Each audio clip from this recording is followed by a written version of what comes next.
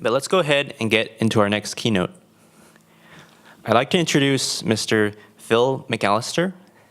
He hails from the University of Maryland. He got a bachelor's degree in physical sciences from there. He got his master's in systems engineering from George Mason University and an MBA from Everett University. He currently serves as the director of commercial spaceflight at NASA, and he joined NASA in 2005. And he oversees NASA's commercial crew program. Prior to this, he oversaw the COTS program, the Commercial Cargo Program, and he received NASA's Exceptional Service Medal in 2010. So without further ado, I'd like to introduce Phil McAllister for the next keynote. Thank you. That's cool. Okay, thanks. Thanks for coming back after lunch. I was a little nervous about who was going to come back. I want to thank the Space Foundation for asking me to come back to speak to you. It's really nice for me, to get out of Washington, D.C. That's always nice. But it's really good for me to sort of reconnect with this community and sort of get a vibe from New Space and see what you guys are talking about and what you are, what's important to you these days. That's very important. But I also thought it would be interesting to give you guys sort of a feel for what it's like at NASA headquarters these days. So I made a short little video clip. But before we go to that, just from a show of hands, how many people here have seen the movie The Princess Bride? Oh, excellent. Good, because all you guys are going to get this video clip. And for those of you who didn't raise your hands, it's a short video clip, so don't worry. All right, so let's bring that up. So this is kind of what it's like walking through the halls of NASA headquarters these days. Partnerships, partnerships, partnerships, partnerships, partnerships. You keep using the word. I don't think it means what you think it means. Right? Everybody is talking about doing partnerships, and I think that's really good, but they don't always have a clear understanding of what that means, right? I think for some people, when they say they want to do a partnership at NASA, what they think that means is, I want to do everything exactly the way I've always done it, I just want it to be cheaper. So I have to say, that's not how that works. A partnership is a very, very distinct development approach. If you think about it, a traditional NASA development, the one that we've been using really for 40 years, NASA sets the requirements. We usually hire a prime contractor in a very much customer-supplier relationship. We pay the full cost associated with that, along with a little bit of a fee and a cost-plus contractual relationship. We own the resulting hardware. We make all the decisions about what kind of spacecraft, what kind of subsystems are used, and we use it for government purposes. That's the way we did the space shuttle. That's the way we did Space Station, and it's a very good model under certain circumstances. Partnerships are very, very different. You share control, you share resources, both technical and financial resources, and you share the risks. It's much more difficult, in my opinion, to do a partnership than a traditional development program. And it's not appropriate for everything. A partnership, in my opinion, needs to have certain underlying conditions before you would enter into it in partnership. Number one, probably first and foremost, you don't want to be pushing the state-of-the-art technologically. If you're pushing the state-of-the-art technologically, you can't really estimate your costs very well. And in that case, the private sector is generally very reluctant to enter into any kind of fixed price arrangement. So it needs to be a relatively well-understood mission. Number two, you need several companies, usually two or more, that are technically and financially capable of performing the development that you want and making the system.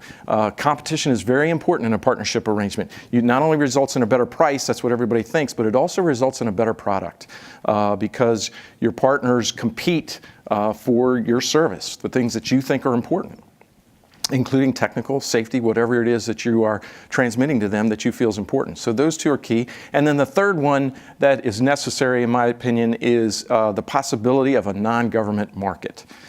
If the government's the only customer, maybe a partnership is not always the best approach. because the government then would pay the full freight. Companies generally don't have good incentive to put skin in the game because there's no opportunity to sell those services to an outside group. So there's more that would make a partnership attractive, but those three are certainly really important. And so if you think about it, those kind of conditions, a partnership is not universally applicable to the kinds of things NASA does. Our mission is to push the state of the art. So I think partnerships are great. They're very powerful in the right circumstances. I think we're always going to have a role for the traditional development programs, and you can argue what percentage it could ebb and flow over time, but I would not advocate partnerships in all instances. You really have to look at what you're trying to accomplish, what you're trying to do, what your underlying conditions are, and then go from there. So what does that have to do with my talk today? Really nothing. I just thought this clip was funny. So what I'd really like to talk about is the future of commercial human spaceflight. And I'm talking about the sort of the macro level of how I see this playing out over many, many years. And of course, we have to talk about the future because there is no present. Today, you can't go on a ride. You can buy a ticket, but you can't go on a ride for commercial human spaceflight. I think that's about to change. Obviously, there's a number of companies doing suborbital. I'm going to primarily talk about orbital commercial human spaceflight today because that's my gig. That's the thing I know the most about. So like I said, that's about to change really soon about future to present. With the Commercial Crew Program, our partners SpaceX and Boeing are doing really, really good work. They are maturing their designs. This past year has been the year for test for both Boeing and SpaceX. We're testing engines, we're testing parachutes.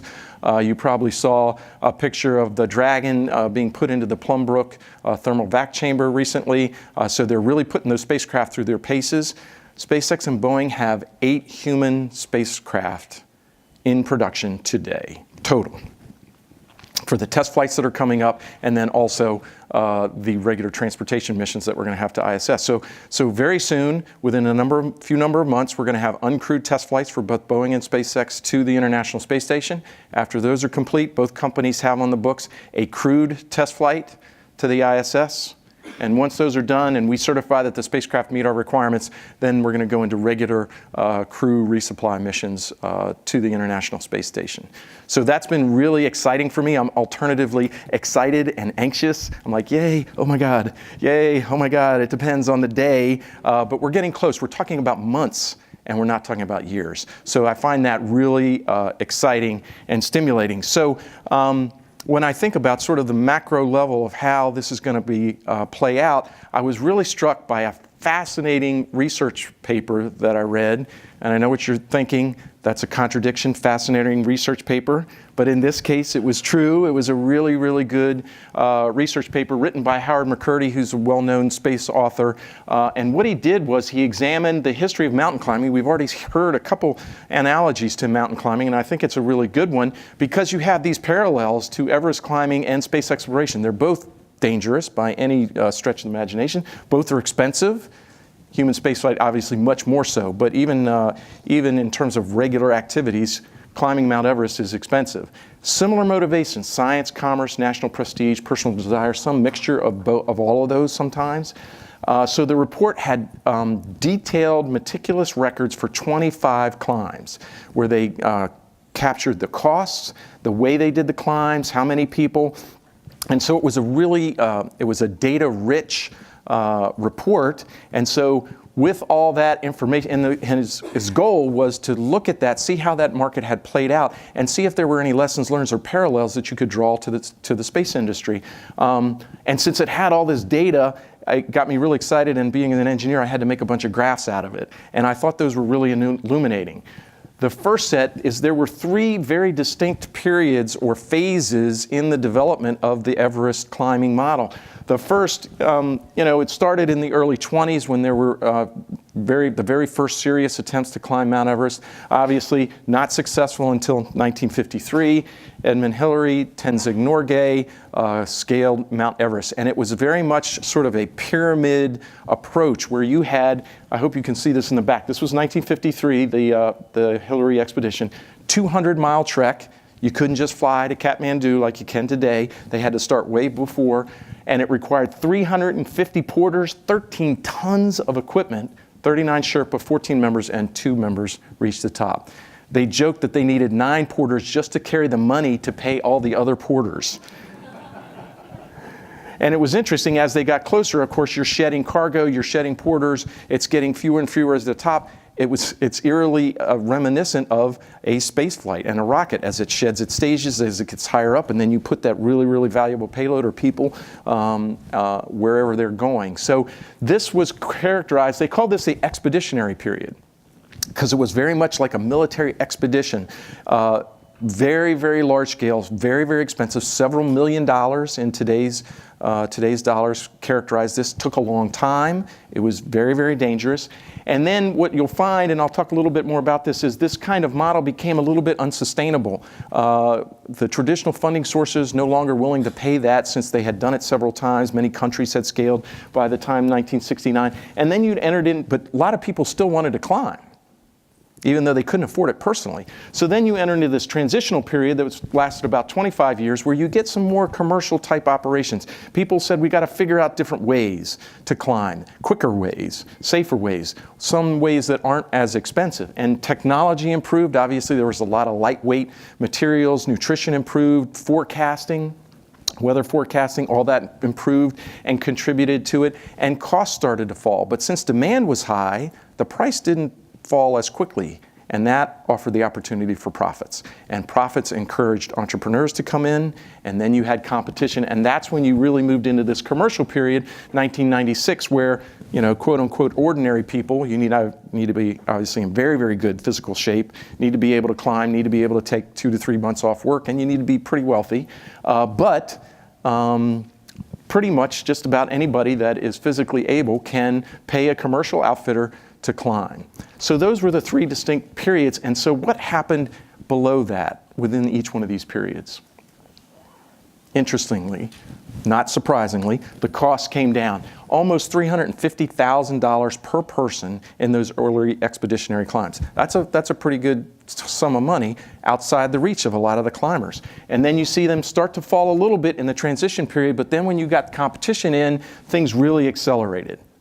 To the point today, you can buy, depending on when you want to go and what route you want to take, what period of the year you want to climb, you can get a commercial ticket to climb Mount Everest for about $25,000 to $50,000.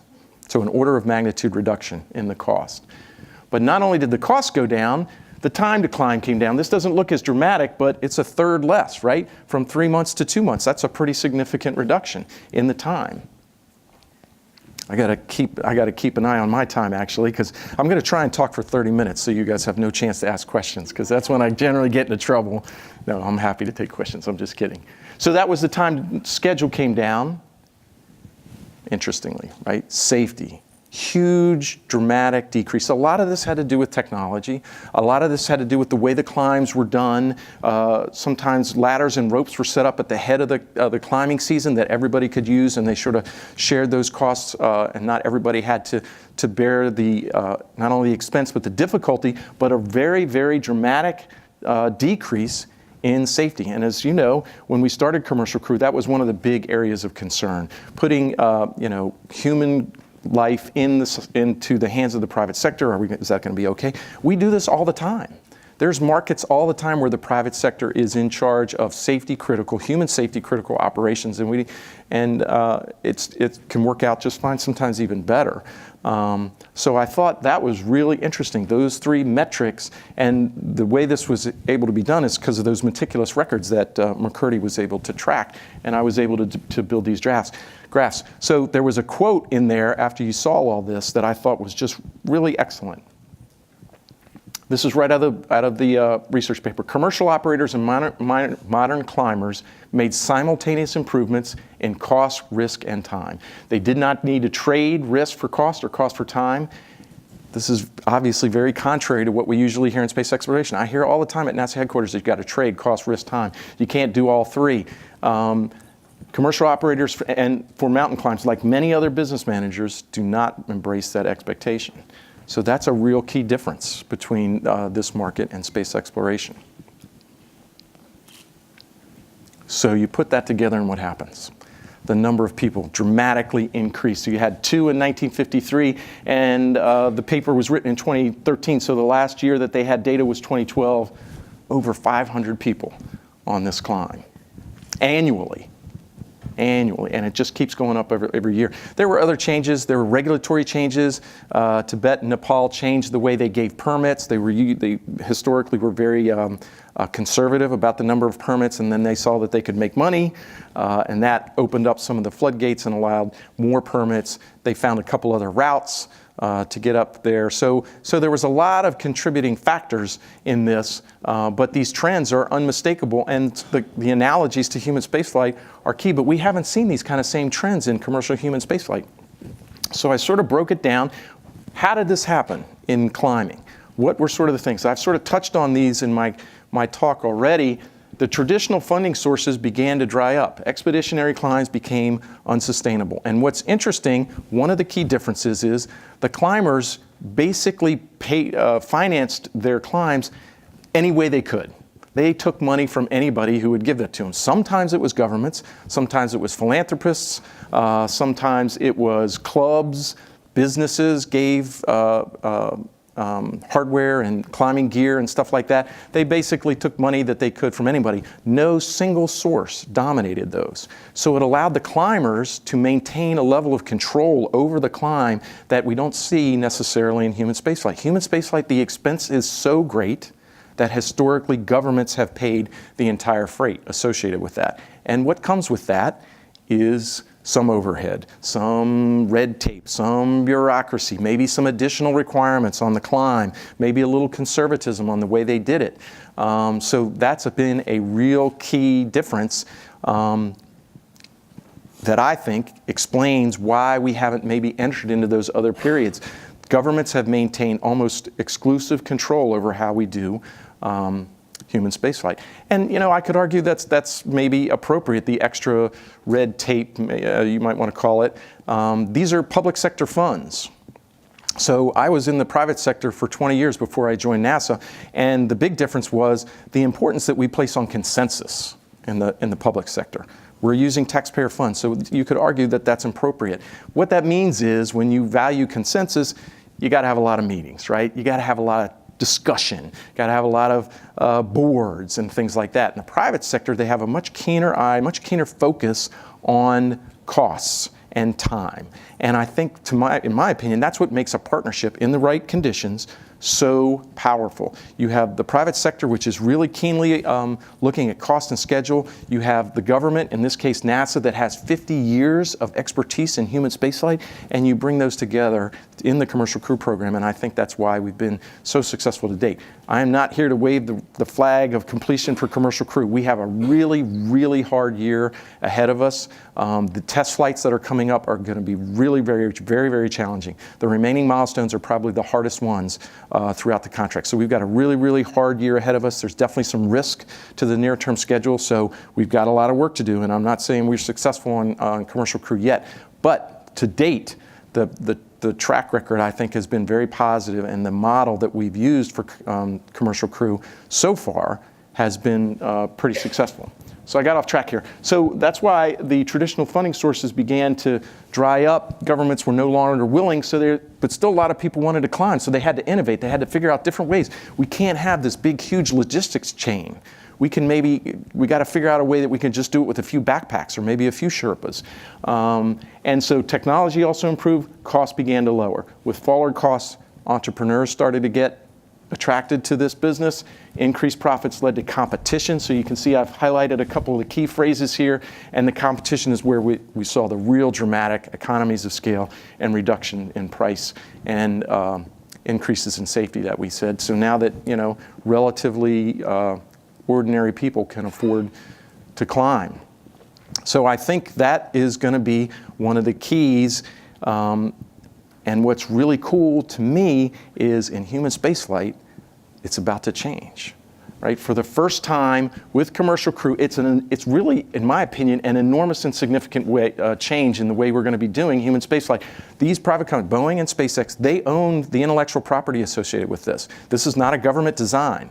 We did not dictate what launch pad to use, what launch vehicle to use, what their subsystems. Those were all decisions by the companies. We set the overlying requirements, and it's our job to validate and verify that those requirements are met. But day-to-day decisions about the trades between propulsion and weight and things like that, those were all done by the companies. They're going to own these systems, and they're going to be highly motivated to find other customers for them outside the government, because that's going to amortize their costs, increase revenue. That's what businesses do.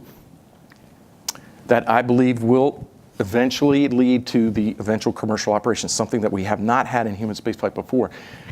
Remember the previous slide where I had highlighted certain words? Today, competition exists. We have Boeing and SpaceX. Maybe soon, some other companies will be entering that market, which would be great. Innovations are being introduced through this. Entrepreneurs entering the market. Costs and prices have come down from historic experience. Now, we don't have a lot of experience with human spaceflight, but some. When we originally let the contracts for Commercial Crew, we had task orders for all the flights. We had 6 flights for each company, and when we looked at those costs and we did an average at the beginning of the costs, the seat price was about $58 million a seat, average for all between Boeing and SpaceX, $58 million. At that time, we were paying the Russians about $80. That's a real testament, I believe, to the capability and the innovation in the U.S. private sector today. It's just really amazing. That Soyuz was paid off many, many years ago. Maybe that's not a market-driven price. Maybe the Russians drop it when SpaceX and Boeing enter service. I don't know. We'll see. Have to be very interested to see how that plays out. But I think that's a really powerful representation of what we can do in the private sector. Wow, this change has been significant. So that's the good news. I don't know about the bad news. I mean, what I think is we all want this transition to happen. I think we all want to be in the third phase. Unfortunately, in my opinion, we are just now getting out of the expeditionary phase. We have, Commercial Crew is some very, very significant changes from the way we've historically done human spaceflight, particularly in the United States, but it's going to take a while. Prices have dropped, but $58 million is still a lot, right? We're going to have these vehicles probably for another generation. It might take another round of sort of the spacecraft generation before we can enter into anything really commercial. And as I explained, NASA has still been very much involved in the development of these systems. We did set the requirements. We are going to certify these systems. I think that's all good. It's a nice sort of transition period. So I think it's going to take longer than we all hoped, but we are on the way. And the historical constraints to this market are about to change. And I think when that happens, people are going to find different new things to do up there. Not everybody's going to be like Dennis Tito, who was just happy just to hang out for about 10 days. They're going to go. They're going to figure out new things that they want to do. Those new things are going to attract more people, falling costs, bigger market. I think it's going to really, sort of feed on itself. I can't say for sure, but I can see a lot of the same sort of attributes in the Everest model about to come into play for commercial human spaceflight. That's my hope, and we'll have to see how this is going to play out. So I think that's all my slides. Likely, yep. So that's my pitch. Any questions? Oh, thanks. Oh, how much time do we have? 8 minutes. 8 minutes. Oh my gosh, that's way too much. Maybe I should give the time back, right? That'll get us back on track, right? All right, I'll ask a question. I'm Alan Boyle with GeekWire. Yeah, hey. Is there going to be an opportunity for commercial spaceflight participants to go up on the space taxis? Yeah, so that's a great question.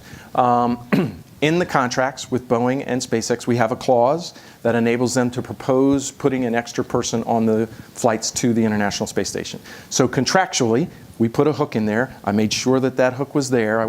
Felt very important that capability needed to be in the contract. But the contractors we have a requirement for 4 per flight. That's our design reference mission, basically. Both SpaceX and Boeing have said that their spacecraft can carry more than 4. So if on what we call it a PCM mission, a post-certification mission, that's our regular resupply missions or crew transportation missions to the ISS. If Boeing and SpaceX have a spaceflight participant that they want to put on one of our flights, they propose that to NASA. We evaluate it. We got to make sure that the space station can accommodate it and it fits within our thing. But the contractual ability to do that is there.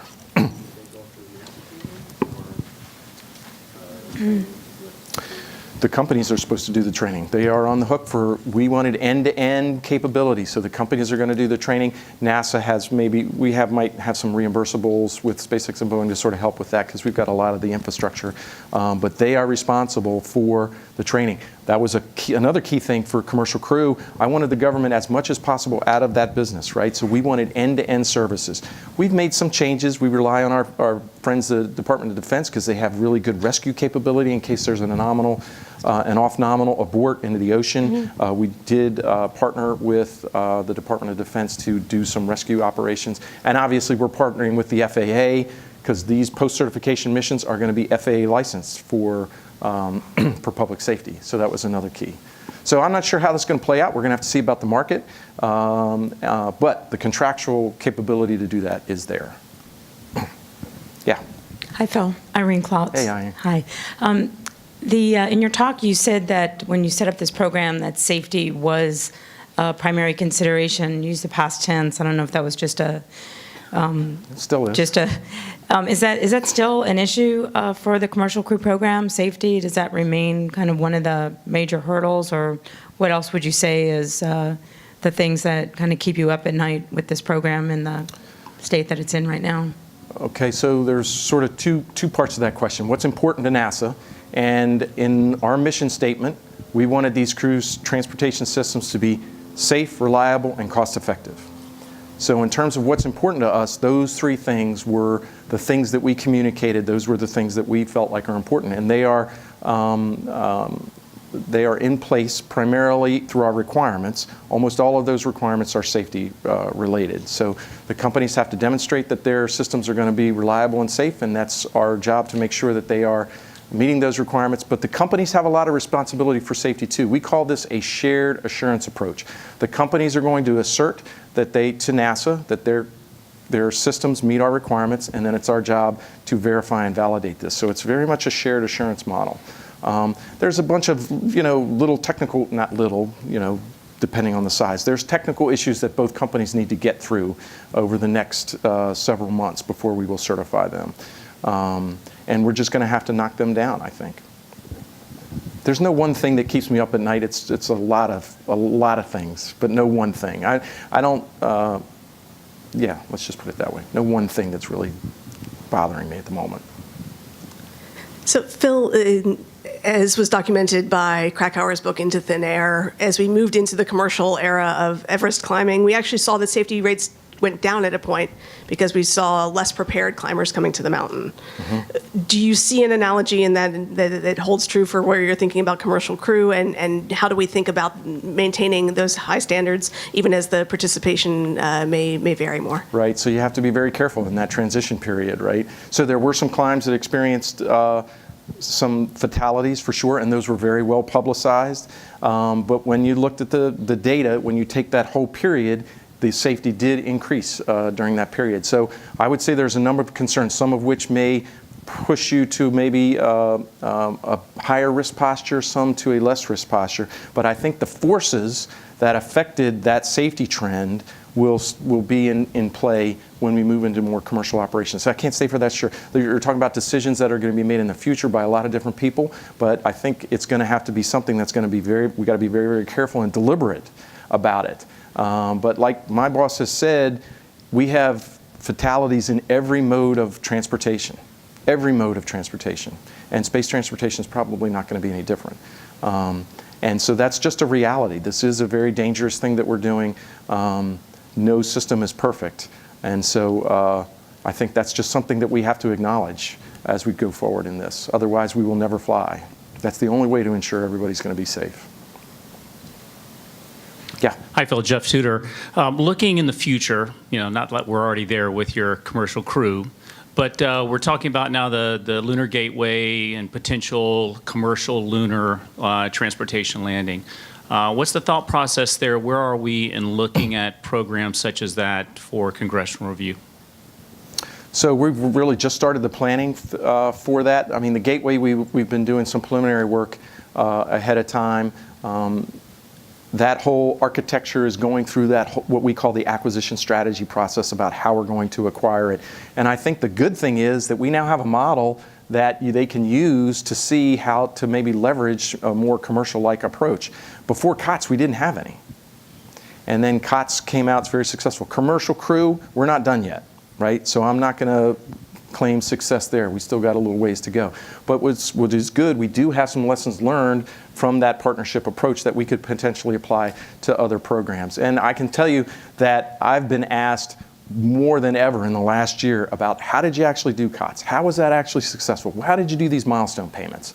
How did you do the pre-negotiated milestones and the fixed price arrangements? So there's a real desire on the part of NASA managers to understand what we did and potentially replicate that. We'll just have to see, because it's got to get into sort of the primordial soup of an acquisition strategy, and you got to wrestle around and say, what's really important here? How can we really do this? Do we have the kind of conditions? Do we really have a non-government market for the kinds of services that the Gateway is going to perform and lunar landers?